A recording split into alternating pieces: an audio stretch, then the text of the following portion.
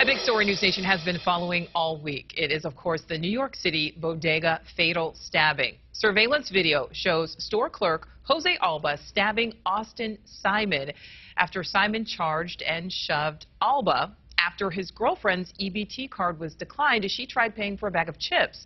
And surveillance video also shows Simon's girlfriend allegedly attacking Alba with a knife. She is not facing any charges. Alba is currently out on bail on a second-degree murder charge. He maintains he acted in self-defense, and he is receiving a lot of support, including from New York City Mayor Eric Adams. Supporters want Manhattan District Attorney Alvin Bragg to drop the murder charge. Let's hear what Mayor Adams had to say at a press conference earlier this week. My heart goes out for that hard-working, honest New Yorker that was doing his job in his place of business, where a person came in and went behind the counter and attacked him. My heart goes out to that employee who was in the store doing his job. And so I am hoping that we take all of that into consideration. It is Friday, so of course we are bringing in our Rush Hour Roundtable, and we want to let you know starting next week we will have our Roundtable segment on Thursdays and Fridays. So let's introduce you to today's panel. We have Dina Sayegh-Dahl, attorney and legal analyst. Jason Rantz, host of the Jason Rantz Show on KTTH in Seattle. Panama Jackson, new to our panel, host of Dear Culture Podcast on the Gray O Black Podcast Network. And finally, also new to the panel, Dan Ricotta, finance professor at the University of San Diego. Thank you all for being here. And panel, we have seen the surveillance video from every angle. Our big question here, does the charge fit the crime? Jason, I think you have been on the panel the most out of today's group. We'll start with you. Well, obviously it does not fit the crime because there was no crime. It turns out that when you're getting attacked, especially by someone who is much younger and much more fit, you will get to defend yourself. This should send the message, frankly, that this kind of behavior cannot continue. And yet instead of actually treat the victim as the victim, like so many other DAs in these Democrat-run cities, especially ones that have been backed by George Soros, they have decided that they're going to treat the victim as the criminal. It is absolutely absurd, and there's a reason why this particular case has gained such attention from the public. Generally, we don't get to see this kind of outcry after a DA makes a bumbling decision. This time we are, because everyone knows that this is wrong.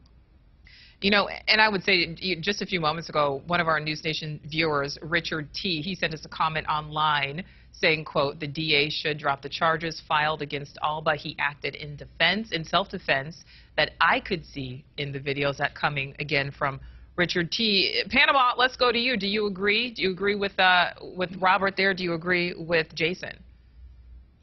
Absolutely. I'm not a lawyer.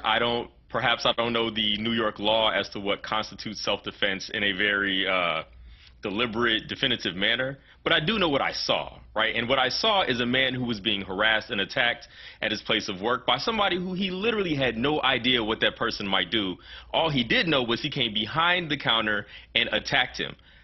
I don't know how this is anything but self-defense. And I'm actually surprised that, you know, what I've heard, that this is a divided kind of situation. Like, I don't understand how people could not see this as an act of self-defense when literally we've spent the past several years arguing about what self-defense is in this nation, for police, for citizens, for all kinds of things. This seems as clear-cut could be. So the fact that this is it has a divided you know, public jury, so to speak, is very confusing to me. Yeah, and Panama brings up a good point, because we certainly have, you know, had plenty of other situations in our country where, you know, we're divided on what self-defense is or is not. Let's bring in an actual attorney. Dina, what do you think? What do you see when you see this video?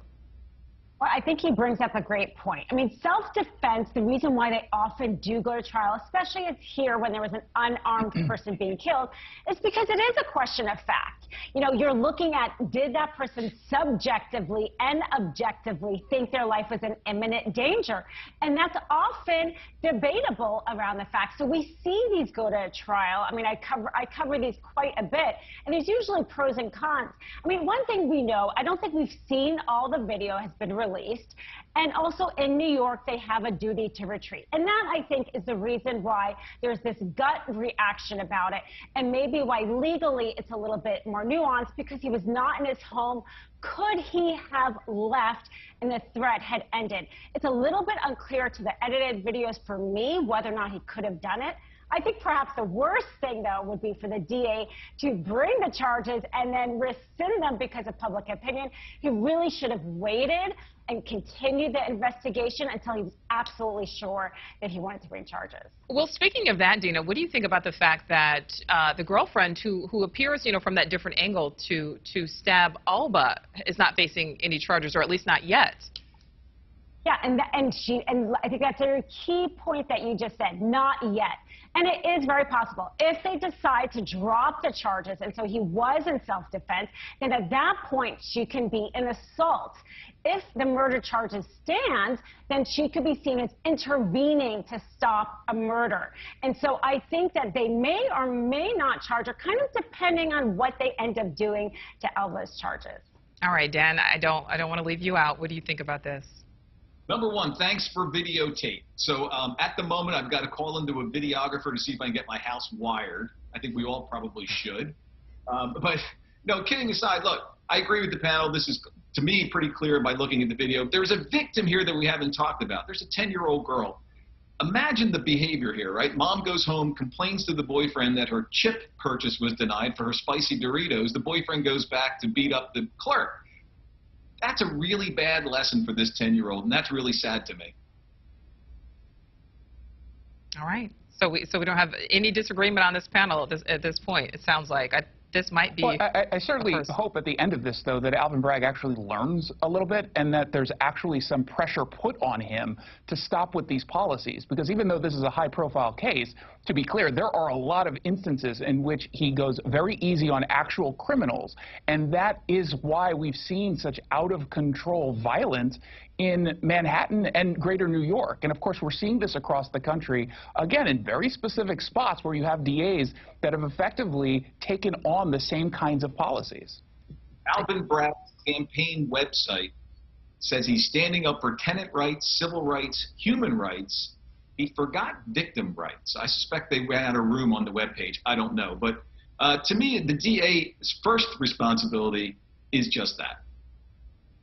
Right. Ironically, though, in this case, he is standing up for the victim, the person who died, right? Technically, we do have somebody who died here who was unarmed. I think we could definitely question whether or not his aggression was, warranted his death. But I do think there is a little bit of a question, the fact that he did not have a weapon. You can say that he was standing up for the rights of the person who died here. Well, he's not, because you shouldn't be attacking someone over a bag of chips at the end of the day. And to your point of the sort of the need to retreat, he clearly couldn't retreat. He was being pushed down into a dead end on his end. So he was very clearly defending himself. This idea that just because someone was killed is the victim doesn't always hold truth. And I think this is that case. Well, yeah, we will certainly see. And that's also why it's good to have an attorney on the panel as well. Panel, thank you for that discussion. We are going to move on. And coming up next, we're going to talk about Jill Biden and why the First Lady had to apologize to the Latino community and other famous political gaffes. Did you hear what she said?